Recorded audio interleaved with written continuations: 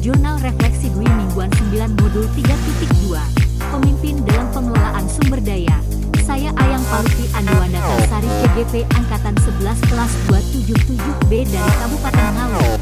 Jurnal Refleksi Dwi Mingguan merupakan salah satu tahap pembelajaran pada pendidikan guru penggerak. Calon guru penggerak diminta menulis refleksi setelah melakukan pembelajaran selama 2 minggu. Dalam menulis jurnal refleksi ini saya menggunakan model 4F, fact, feeling, findings, dan future. 4F dapat diterjemahkan menjadi 4 yakni peristiwa, perasaan, pembelajaran, dan penerapan. Fact, peristiwa.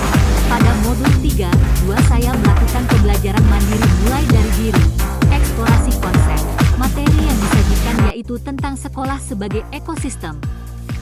Pendekatan berbasis kekurangan masalah, deficit-based approach, dan pendekatan berbasis aset, kekuatan, asset-based approach, pendekatan ABCD, asset-based community development, karakteristik komunitas yang sehat dan komunitas, pengalaman rapat dan mendiskusikan murid. Di sini juga kami mempelajari kasus 1 dan kasus 2 tentang kegiatan rapat guru membahas kegiatan perpisahan kelulusan murid. Kami diajak untuk melakukan analisa mengenai suasana rapat tersebut. Pada ruang kolaborasi, kami secara berkelompok menganalisis aset yang dimiliki daerah tempat sekolah kami berada. Feelings, perasaan, saya merasa bersemangat dan antusias terhadap pembelajaran di modul 3.2 ini. Saya bersemangat mengeksplor aset apa saja yang ada di sekolah dan lingkungan sekitar sekolah dengan berpedoman pada 7 modal utama sekolah. Pikiran saya menjadi terbuka, ternyata banyak hal yang bisa menjadi aset sekolah. Saya juga senang mendapat wawasan dari rekan CGP melalui wadah-wadah diskusi yang sudah kami lakukan. Findings, pembelajaran, saya mendapat inti pembelajaran dari modul 3.2 ini yaitu dalam pengelolaan aset ternyata kita jangan memakai pendekatan berbasis kekurangan. Namun justru sebaliknya, gunakan pengembangan komunitas berbasis aset. Dengan fokus pada berbasis aset, maka warga sekolah akan mampu memecahkan masalah melalui pencarian alternatif solusi dengan modal aset yang dimiliki. Suasana yang terbangun adalah optimis dan berpikir positif.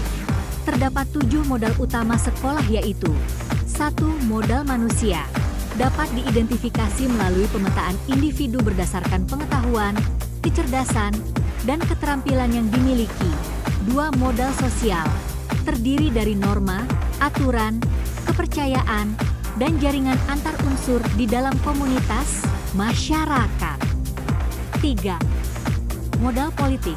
Mencakup kemampuan kelompok untuk memengaruhi distribusi sumber daya di dalam unit sosial dan merupakan instrumen melalui sumber daya manusia yang dapat memengaruhi kebijakan. 4. Modal agama dan budaya. Agama berperan dalam mengintegrasikan perilaku individu dalam sebuah komunitas, sedangkan kebudayaan merujuk pada hasil karya manusia yang lahir dari serangkaian ide, gagasan, norma, perilaku, serta benda. 5. Modal fisik, terdiri dari bangunan dan infrastruktur. 6. Modal lingkungan alam, mencakup potensi alam yang belum diolah dan memiliki nilai ekonomi tinggi. 7. Modal finansial adalah dukungan keuangan yang dimiliki oleh sebuah komunitas dan dapat digunakan untuk membiayai pembangunan dan kegiatan. Selain tentang PKBA dan 7 modal utama sekolah, saya juga mendapat pembelajaran tentang sekolah sebagai ekosistem. Pada ekosistem sekolah terdapat 2 unsur yaitu biotik dan abiotik. Unsur biotik terdiri dari kepala sekolah, guru, siswa, orang tua, tenaga kependidikan, dinas terkait, masyarakat sekitar, pemerintah daerah. Unsur abiotik terdiri dari keuangan, sarana prasarana, dan lingkungan alam. Future, penerapan. Setelah mempelajari modul 3.2 ini, saya akan melakukan penerapan pada sekolah tempat saya mengajar. Saya akan melakukan sosialisasi kepada kepala sekolah, rekan sejawat, dan tendi. Sehingga kami semua memiliki satu pemikiran yang sama tentang pengelolaan aset. Diharapkan terbangun suasana optimis sehingga akan muncul ide-ide inovatif dari rekan-rekan guru untuk kemajuan sekolah. Materi modul 3.2 juga menjadi bekal bagi saya untuk diterapkan di sekolah jika di masa depan nanti saya dipercaya sebagai pimpinan di sekolah. Terima kasih, demikian presentasi dari saya. Wassalamualaikum warahmatullahi wabarakatuh.